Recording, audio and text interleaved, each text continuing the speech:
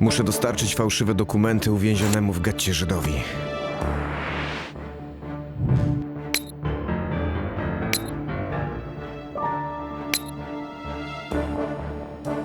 Powinien na mnie czekać w okolicy Ostrowskiej.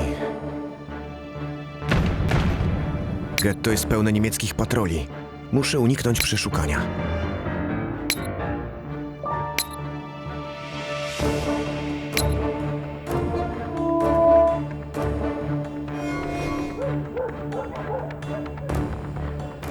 To chyba on, ale muszę być ostrożny.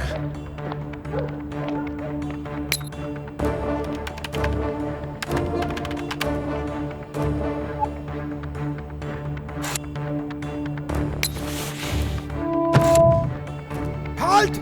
Aha, chyba mam kłopoty. Odkąd pamiętam, fascynował mnie świat flory i fauny. Dzięki swojej pasji skończyłem studia zoologiczne oraz rolnicze i wybrałem karierę zoologa.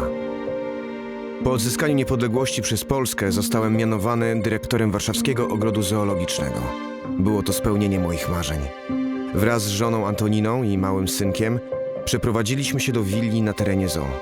Stał się on naszym domem, a zwierzęta codziennymi towarzyszami. Staraliśmy się, aby ogród się rozwijał, a jego mieszkańcy byli szczęśliwi. Gdy wybuchła II wojna światowa, wiele budynków zoo zostało zrujnowanych podczas niemieckich bombardowań. To było coś strasznego. Zniszczone klatki, zwierzęta biegające po ulicach. Próbowaliśmy posprzątać ten bałagan, lecz gdy Niemcy wkroczyli do miasta, zabrali do swoich ogrodów co atrakcyjniejsze gatunki. Pozostałe przy życiu osobniki z zimną krwią zastrzelili.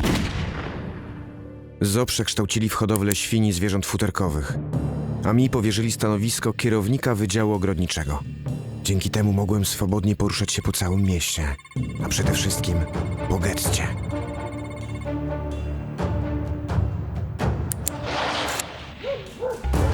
Tylko muszę zachować spokój.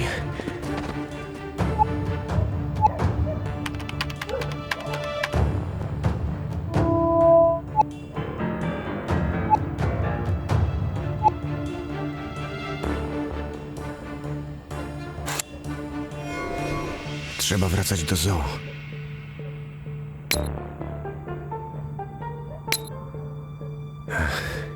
Podąża za mną patrol niemiecki. Też kierują się do zoo. Muszę zdążyć przed nimi.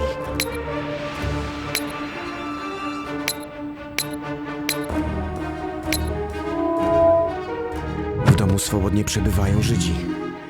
Muszą się szybko ukryć. Mam doświadczenie wojskowe.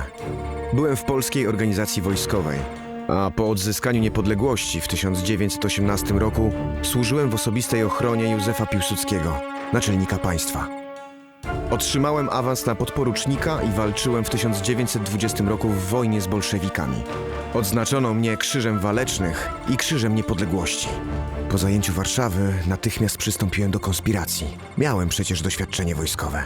Na terenie zoo przechowywaliśmy broń i materiały wybuchowe. Okazało się, że po zwierzętach pozostało mnóstwo ukrytych pomieszczeń i korytarzy. Zoo stało się przede wszystkim schronieniem dla ludzi. Ukryto tam Żydów z warszawskiego getta, m.in. naszą przyjaciółkę, rzeźbiarkę Magdę Gross, pisarkę Rachelę Auerbach i rodzinę przedwojennego warszawskiego boksera Samuela Königsweina. Mogliśmy razem z żoną gościć ich bezpiecznie w domu. Jednak gdy rozlegał się dźwięk fortepianu stojącego w salonie, był to sygnał, że muszą się schować do kryjówek.